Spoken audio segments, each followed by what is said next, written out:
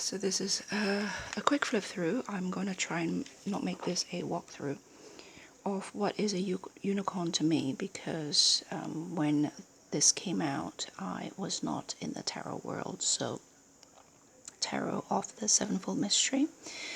This particular edition is what they call Annotated Limited Edition or Annotated Art Edition or something, which came with the crowdfunding.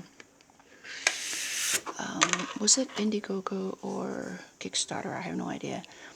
So this was part of Becca's reward. And so I do understand that in a sense, it's probably not that rare, because a lot of you who backed Sevenfold Mystery back then would have probably have this, but it's very out of reach for me, because, it came out before my time. And so I purchased a Sevenfold Mystery as part of my first few decks, and I've worked with the majors images, which is very Neoplatonic. That is a mixture of Renaissance Christianity mixed with Greek philosophy, and is quite I don't know, something about it resonated with me. And I didn't never really touch the minors. I'll go through the annotation later. I'll just flip through the images now first. And so really, this is perfect in the end when I decided that it's the majors only that I need, and that I needed. For a while, because I was a beginner, I felt really guilty about only working with the majors, and I've always felt the pressure to work with the minors as well. In truth, the minors never called to me, and the majors, because of its Neoplatonic foundation and the way Robert Place has depicted them, really was very, very helpful to me at the time, personally. For example, like this one here, virtue of the soul, the will, the sensuality of the soul, and appetite, Cupid or Eros. Love is the driving force that carries us to enlightenment. And then there's fidelity down here, and then here it says the hero must choose the right lover to move up to a higher level of soul. Cupid is irrational and fickle, but the dog is faithful. The knight or lover chooses virtue because he has to move into the soul of will.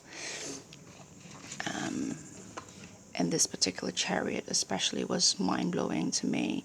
I'm not saying that this is my belief system. I'm simply saying that they have inspired me to think about these things a bit more and apply them to my current belief system, pre-existing belief system. So one-winged horse is dark and moody, representing the soul of appetite. The driver must guide the horses. She is the soul of reason. One-winged horse is white and noble, representing the soul of will. And then he says there's will and appetite, and that's reason. And reason's in command. And it says here, in the beginning of time, high above heaven, the soul was nurtured on its true food, the 7 virtues. But it fell from this height when its horses fought and tossed their wings. Only through the practice of virtue, through many lifetimes, can it regrow its wings and ascend once again. Chariot of the Soul, 7. I think Plato's Republic is the foundation of a lot of these philosophies. This is the virtue of justice, 8. She balances the soul of reason. This is a champion. And then it says here, by the code of chivalry, the knight is pledged to serve Lady Justice. The scales of truth are the knight's shield. Her sword is for action based on truth, and this she hands to her champion. So she handed this sword to her champion. The Hermit. The Hermit represents contemplation or meditation. This is my card for the year. The Neoplatonists transform Saturn or Father Time into the Hermit, a more optimistic figure. He is a spiritual ascetic who separates himself from others. He has climbed to a high plateau where he can contemplate the Sevenfold Mystery directly. He separates himself from others. He's an ascetic. the contemplation or meditation. Neoplatonists transform Saturn or Father Time to the Hermit. I've learned a lot from the Sevenfold Mystery. When I say the Sevenfold Mystery, I really meant just the majors, to be honest. So there is this Sophia here. Fortuna is Sophia, but here clothed in matter. So he's decided to put Sophia here. Her 7 stars are the 7 planets, the source of the 7 vices and 7 virtues. Her wheel is a zodiac, a symbol of time and mortality. She is blindfolded because she's impartial and hands out her blessings indiscriminately. So that's Wheel of Fortune. Fortitude or strength, as above so below. The hangman or traitor. In the 15th century, the anti-pope John XIII had Francesco Sforza's father, Muzio Antendolo, depicted in this way to declare him a traitor, and these prints were hung from bridges throughout Italy. Yikes. This is Lady Fortitude's power is the power of love, stronger than the lion's muscular ferocity. Fortitude's power comes from disciplining herself. Fortitude tames and directs her animals not by threats, but by offering love and incentives. The virtue, Fortitude, balances the soul of will. In the Renaissance, traitors were displayed hanging by a foot from a giblet or an arch. Ancient shamans suffer similar rites of initiations. The god Odin hung himself from the world tree for 9 days to learn the wisdom of the runes. He depicts suffering, but also initiation into the mysteries. This is a virtue that I'm working with most of my life, Temperance. She must stop the fire from consuming her, but she is the fire and may not put it out. Temperance is the virtue of Aphrodite, goddess of beauty. She is the virtue of art. She brings a soul of appetite into balance, health, and beauty. Temperance is like a fountain and also a burning bush. Another favorite of mine here. Look at how they're both eyes are closed. Will and appetite are asleep. The devil lives in the shadows of the unconscious where the ego cannot find him. The fallen angel transformed is the angel of judgment. The soul of reason, the soul of appetite, and the soul of will are asleep. Satan as Lucifer illuminates our fallacies and shortcomings. This is inspired by Dore's depiction of Lucifer in Paradise Lost, one of my most favorite ever depiction of Lucifer. This is the tower. I'm not going to read the whole thing, but star. If you need me to, I'll do a walkthrough. But this is this Shitara's 7-string are tuned to the 7 notes of the diatonic scale, denoted in Greek by the 7 vowels of their alphabet. Hieros Gamos of the sun and moon. I think that's Apollo. I think that's the same mermaid that's in the other arcana. Hold on a second. When he was born at Delos on May 7th, 7 swans swam around the island 7 times. Apollo is called Hebdomaios, the master of 7. The 7-rayed god had a lyre with 7 strings to capture the music of the spheres. The mermaid from the depth ascended to marry the sun. Judgment, Gabriel. Gabriel resurrects the dead with his trumpet. We are all dead or asleep and in need of a trumpet call. Judgment references Revelation, in which the dead are awakened for the final reward or punishment. They are offered the light that is the true food of the soul. Here, the dead are summoned by Gabriel to attend the wedding of the sun and the moon. So that Greek element there, mixture with Christianity. So this is prudence as justice. There's love. There's all the signs of the virtues there. Justice there, fortitude, temperance, faith, what is this one here? This faith, hope, and love, and then fortitude, temperance, justice, and something else I can't remember now.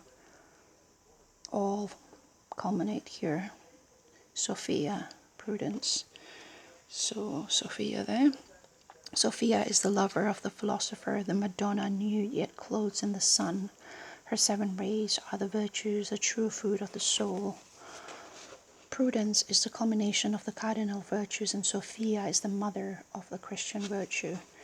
She is the soul of the world redeemed. So, and that's the Emperor as death, as the midwife, Santa Muerte, death, the midwife to resurrection here. As the last leaf falls, the soul is free to fly to the stars. All things end, but the cycles of the world teach us that each ending is a new beginning. Holy Death is the mother and protector of the world.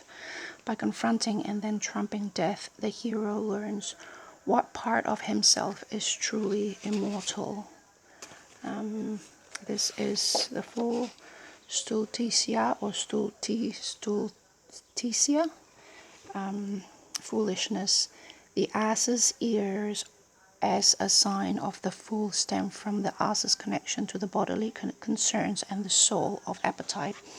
In Christian symbolism, as instinct. Okay, the ass concern and the soul of appetite in Christian symbolism. The fool's precipice is only a small step there. The fool has no number because she is the excuse, a wild card, not a trump. The fool perks from under her veil as she grows in wisdom. The fool is blindfolded because as a beginner she is in a state of ignorance. She is also a vice. So she's wising up, I guess. She's oblivious before. This is Sybil as High Priestess here. The Holy Roman Empress, Venus, the White Queen. The Empress is comfortable, passive, and attractive. The heraldic Holy Roman Eagle has 2 heads. Hers is the half-headed East. Is the half that headed East. Okay, interesting. So Venus there. The Empress has the heart of Venus, the apple tree of Eve, and 7-pointed crown. So there's a bit of glossary here. So that's the Neoplatonic idea of the evolution of the spirit there. So from here all up, and there's glossary here. Cubic stone, hieroskalmos, melancholic mystery, perennial mystery. This melancholic, pragmatic, all that in the Wheel of Fortune, once upon a time used to be a characterization of personality. Some of my friends still use it, but in psychology it's not used anymore because it's not quite in keeping with the theoretical understanding of what a personality is. Melancholic, choleric, here it says pragmatic and sanguine. So that's interesting that that's there. I certainly have never learned personality types using those terms, but I know a friend of mine using them, and that's how I became aware of the term. So that is the Sevenfold Mystery, Majors Only, with annotation. What is it called, actually? The Annotated Tarot of the Sevenfold Mystery is what it's called. I started on the Tarot of Sevenfold Mystery because of my love of the Pre-Raphaelite paintings of Edward Burne-Jones, 1833 and 1898, with their melancholy, otherworldly setting, people by tall, pale, stunningly beautiful women, and equally memorable, heroic men. When studying the Waite-Smith Tarot, people often focus on the traditions and teachings of the Golden Dawn, the occult society to which both Arthur Edward Waite and Pamela Colman Smith belonged. But Smith was also influenced by this mystical art prevalent in England at the time. In fact, she met Burne-Jones when she was a girl, and he was working on set designs at the Lyceum Theatre in London. Sorry, I don't know how to pronounce that. Burne-Jones and the Pre-Raphaelite beliefs believed that art was a spiritual or magical endeavor, and towards this end they formed a mystical brotherhood of artists dedicated to recapturing the sincerity of the art of the early Renaissance, the same period that gave us tarot. Burne-Jones was one of the most prominent artists in the movement, and it was the work of these artists and mystics that created the fertile soil in which the Golden Dawn took root. Burne-Jones based his tall female stunners and melancholy heroes on the painting of Botticelli and Michelangelo, two artists whose work are considered primary examples of Renaissance Neoplatonic mysticism. His work expresses the Renaissance idea that physical beauty and spiritual beauty are linked in one continuum that can lead to mystical experience of beauty itself as a timeless underlying reality. Plato described this reality as a radiant light that is the true food of the soul.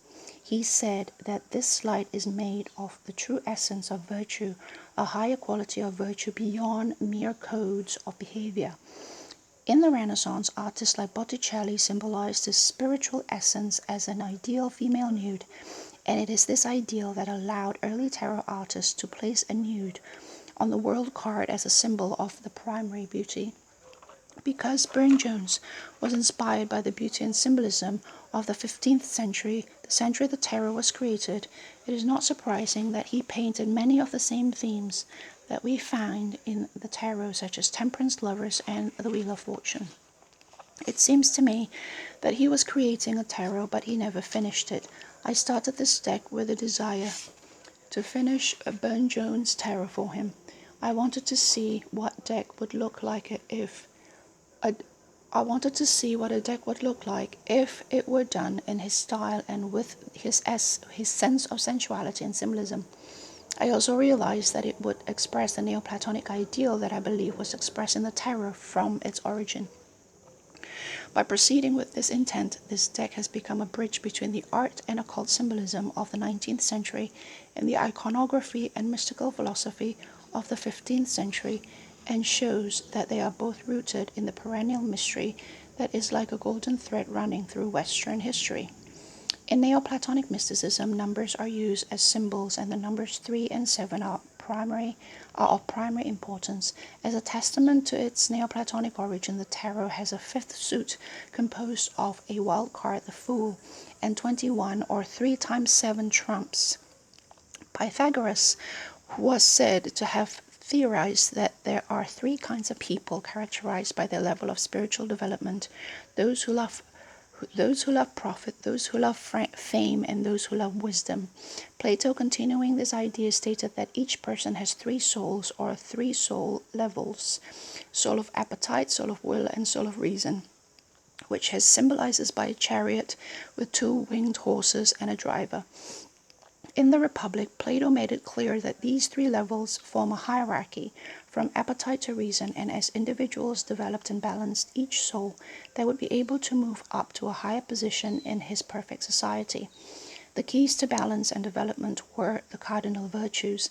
By the Renaissance, the Cardinal Virtues linked to each of these soul levels were the same 3 that are depicted in the tarot: temperance to the soul of appetite, strength to the soul of will, and justice to the soul of reason. If we divide the 21 trumps into 3 groups of 7 cards, we find that the theme of each group corresponds sequentially to one of these soul levels. In the 18th century, occultists such as Claude de Jabalan pondered what had happened in the tarot to the 4th cardinal virtue, prudence. The answer to this riddle can be found in Renaissance philosophy. The 4th virtue, prudence, was believed to contain the other 3 as her parts. Prudence represented not just wisdom, but a mystical state of enlightenment that was reached when the other 3 had brought the 3 soul levels into balance and health. The spiritual state is illustrated in the tarot by the World card, which depicts wisdom as a Botticelli-like beautiful nude. The Christian counterpart of prudence was Sophia, who also represents spiritual wisdom. In Christian theology, Sophia was said to be the mother of the 3 Christian virtues: faith, hope, and love. When added to the cardinal virtues, they form a list of 7, which brings us back to this symbol. From the ancient world to the Renaissance, the earth was believed to be the unmoving center of the universe, and the fixed stars formed into constellations revolved around the earth from east to west. Between the fixed stars and the earth, there was a series of 7 crystal spheres forming 7 layers, each one closer to the stars as they ascended. On each sphere, there was a planet that orbited independently from the fixed stars. When viewed with the naked eyes, these were the only objects in the sky that seemed to do this. The planets were each named after a god. From the bottom up, there were Luna, Mercury, Venus, Sol, Mars, Jupiter, and Saturn. The planets were also believed to form a ladder between heaven and earth, that the soul would descend at birth, and at each planet the soul was given certain qualities by the god of the planet. These seven planets were thought of as the soul centers of the cosmos, and corresponding soul centers could be found ascending the spine from the sacrum to the crown of the head in the microcosm of the human body. Pythagoras developed the diatonic music scale with 7 notes to capture the sound that each planet made as it orbited the earth, the music of the spheres. He marked each note with one of 7 vowels of the Greek alphabet, and through a musical treatment used his scale to bring the human soul centers into harmony with the planets. These notes functioned as virtues, and lists of 7 virtues meant to cure 7 vices, each associated with a soul center, began to appear in Hermetic, Gnostic, and mystical Christian philosophy. I believe that the tarot's trump depicts virtue driving an ascent through the 7 soul centers depicted repeatedly on 3 levels, corresponding to the 3 Platonic soul levels. The final achievement of this ascent is illustrated on the world card, which depicts Prudence, Sophia, as the light of higher consciousness and the true food of the soul. So that's 2008.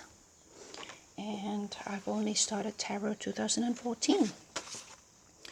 Therefore, this was a big unicorn for me. And finally, I was never willing to pay the kind of prices that people were asking for. And finally, a friend decided to release this from their collection, and